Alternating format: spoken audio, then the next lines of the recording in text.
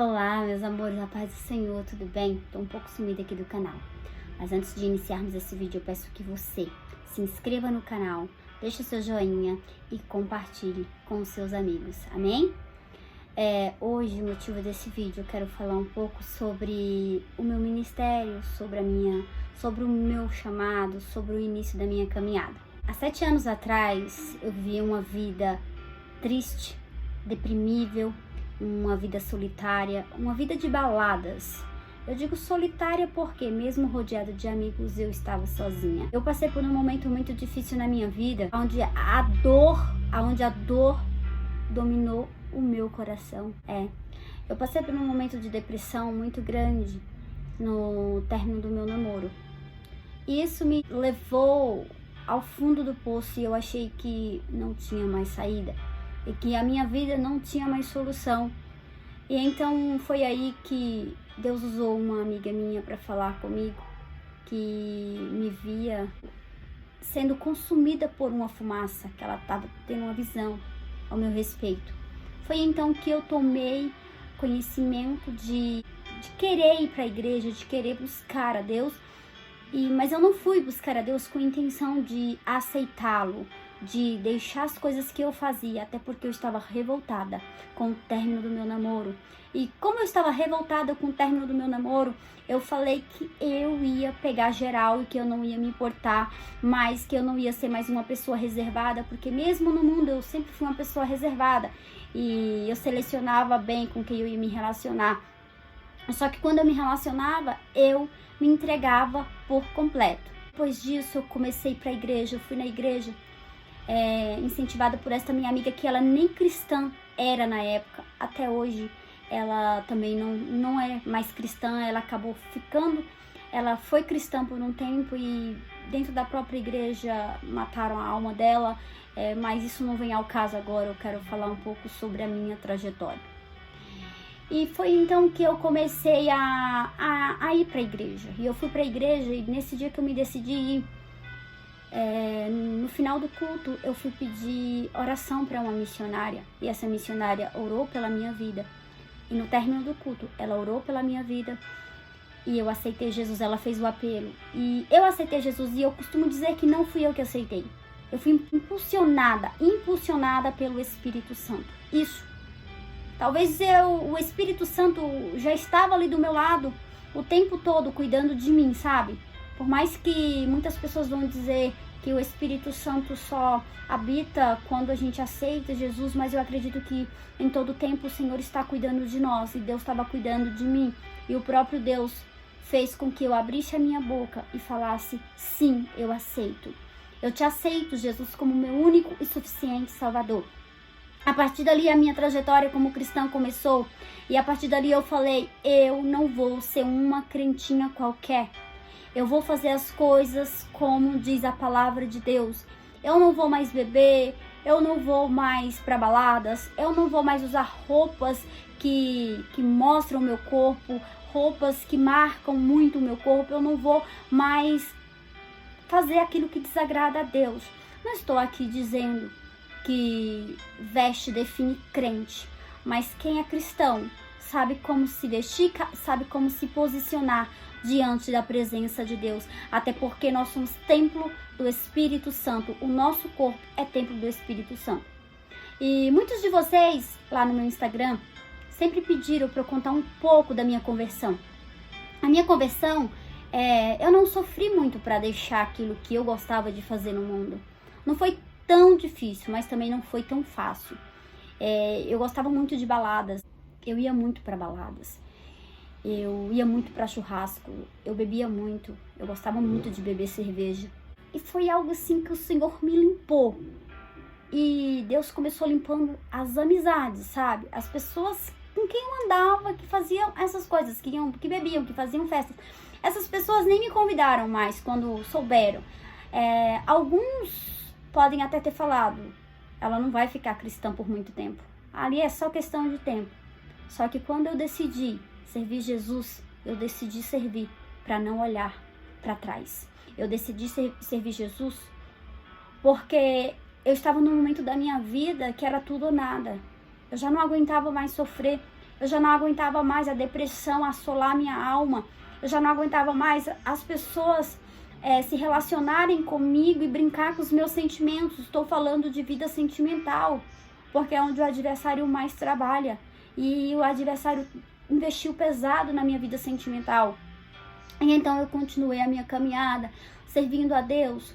Abandonei tudo aquilo que me afastava do Senhor. Eu renunciei à vontade da minha carne para fazer a vontade de Deus. Só que no dia que eu aceitei Jesus, Jesus usou a missionária para falar que através da minha vida o meu ex-namorado viria para a presença de Deus. E eu comecei uma busca constante, acreditando que ele iria voltar para mim, que ele iria ser transformado. Só que um determinado tempo eu orei de uma forma insensata, de uma forma, digamos que sem sabedoria nenhuma. Eu não tive ninguém para pegar nas minhas mãos e para me ensinar. Eu tive sim pessoas que oraram comigo, mas para me ensinar, para me orientar, eu aprendi na raça, eu aprendi ouvindo ministrações, eu aprendi lendo a palavra, eu aprendi buscando. Porque tem momentos que você vai passar sozinha, só você e Deus e mais ninguém. E eu comecei a minha trajetória buscando a restauração, a restituição desse relacionamento. E Deus falava na palavra dele sobre restituição. Ele falava que ia restituir. Só que teve uma noite que eu fui orar e eu falei pro Senhor, Senhor, eu quero do jeito que tá. Eu quero assim mesmo, eu vou ajudar ele a sair dessa. Eu vou ajudá-lo. E aí eu falei, Senhor, eu tô cansada, as pessoas estão dizendo que eu sou louca, que eu tô acreditando em algo que nunca vai acontecer, porque essa pessoa, ela me bloqueou, ela me bloqueou, essa pessoa tomou nojo de mim. Só que depois de tudo, eu fui descobrir, Deus revelou que eram obras de macumbaria para nos separar. Foi feito obras de macumbaria para nos separar, para destruir a nossa vida sentimental. E então aquilo me deu forças para buscar e eu continuei perseverando, fazendo propósito e orando. Nós reatamos o namoro. As pessoas, nesse tempo de espera, foram 8 meses. E aí muitas pessoas falavam que ele não ia voltar para mim, que não tinha mais jeito, que não tinha mais saída. Só que por minha insensatez de não saber esperar o tempo de Deus, ele não veio preparado, conforme a vontade de Deus. E foi então que Deus permitiu ele voltar. Deus permitiu ele voltar. Só que antes dele voltar, eu fui afrontada por uma pessoa das redes sociais. Pessoas que, sabe, eu fui afrontada por diversas pessoas que nem me conheciam. E aquilo magoava meu coração. E todas as vezes que eu olhava as redes sociais dele, feria meu coração. Todas as vezes que eu fuçava as redes sociais dele, feria meu coração. Então, muitas das vezes, você que está aí do outro lado, deve estar fazendo isso. Olhando o perfil do seu ex, ele com a outra, ela com o outro, sei lá, seja lá o que for. Isso fere, sabe? Por mais que eu te diga, é melhor você não fazer isso. É melhor você ficar no seu canto. E se você acredita que Deus pode restituir, que Deus pode restaurar, continue orando. Se você vê que é bênção para sua vida, você precisa analisar se é bênção e se é verdadeiramente a vontade de Deus. Porque eu não busquei a vontade de Deus, eu queria a minha vontade naquele momento. E por querer a minha vontade, eu destruí algumas coisas que eu poderia ter adiantado. E por não ter esperado o tempo de Deus, algumas coisas que eram para dar certo, acabaram não dando. Por quê? Porque o relacionamento foi reatado. Sim, Deus cumpriu aquilo que Ele falou. Deus cumpriu. E o que eu achei mais interessante foi Deus restituir. Ele restituiu. Só que Deus restituiu do jeito que eu pedi. Eu quero do jeito que tá, Senhor. Com a vida toda bagunçada, eu orava, eu buscava, eu entrei no pecado da fornicação. E aquele pecado estava cada vez mais me consumindo. Aquele pecado estava me deixando doente. A minha alma estava doente, porque eu falava, vamos para a igreja, vamos buscar junto. Falava que não tinha força, que não conseguia. E eu comecei a orar ao Senhor e falar, Senhor, se verdadeiramente é a tua vontade, o Senhor vai transformar. Eu vou dar um tempo, eu vou falar que até tal... Eu dei uma data definida e eu falei, se você não mudar até tal data, eu vou ter que te deixar. E eu já tinha falado com o Senhor, e eu falei, Senhor, e por diversas vezes eu tentava terminar um relacionamento e voltava.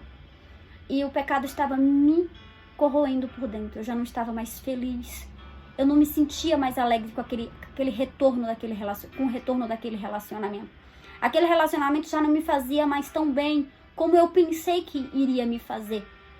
Porque é necessário que nós tenhamos jugo iguais, porque jugo desigual não prospera.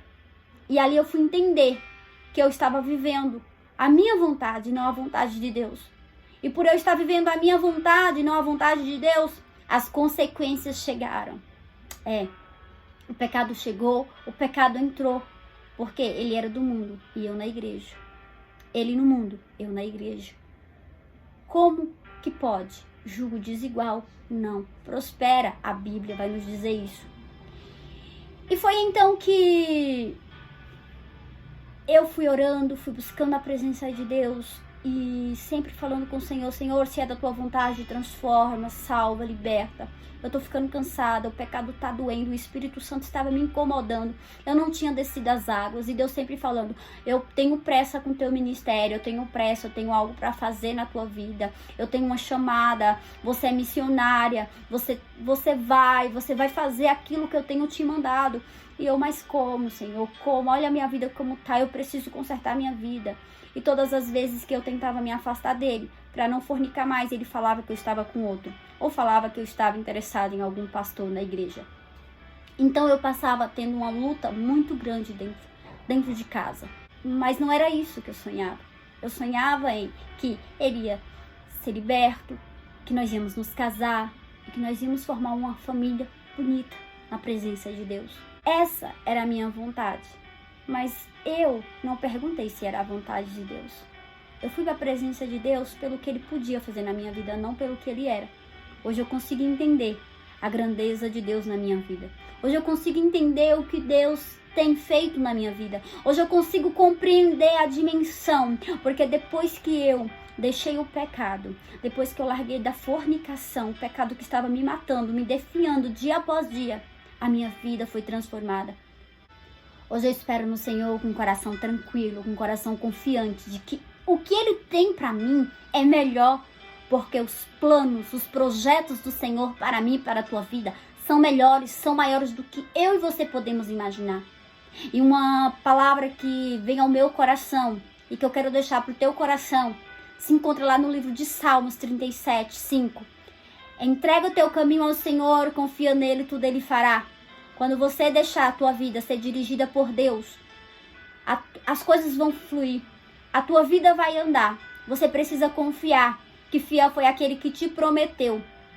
Este foi só um breve do meu testemunho, do início da minha caminhada. Não foi fácil chegar até aqui, mas eu quero te dizer que é possível. O Senhor me curou da depressão. O Senhor me tirou a timidez. O Senhor mudou os meus passos. O Senhor tem trabalhado na minha vida de uma forma sobrenatural que eu não imaginava isso acontecer na minha vida. Ei, a tua história não terminou aqui. A tua história não terminou aqui. Deus tem um novo tempo para a tua vida. Não desista da tua vida, não desista dos teus sonhos. Deus abençoe poderosamente a tua vida. Que os teus sonhos, os teus planos venham ser abençoados por Deus.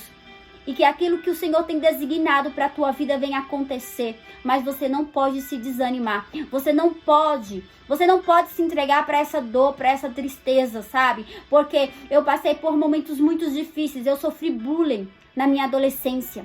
Eu sofri muitas situações constrangedoras. Porque eu não me aceitava como eu era. Eu não me aceitava como eu era. Hoje eu me aceito. Porque hoje não importa o que as pessoas pensam ao meu respeito. Importa o que Deus pensa de mim. Então você precisa entender que o que as pessoas falam ou pensam sobre você não vai definir a pessoa que você é diante de Deus. Ei, se levanta. Se levanta dessa situação e seja a protagonista da tua história, porque Deus tem um novo tempo para a tua vida. Você precisa acreditar.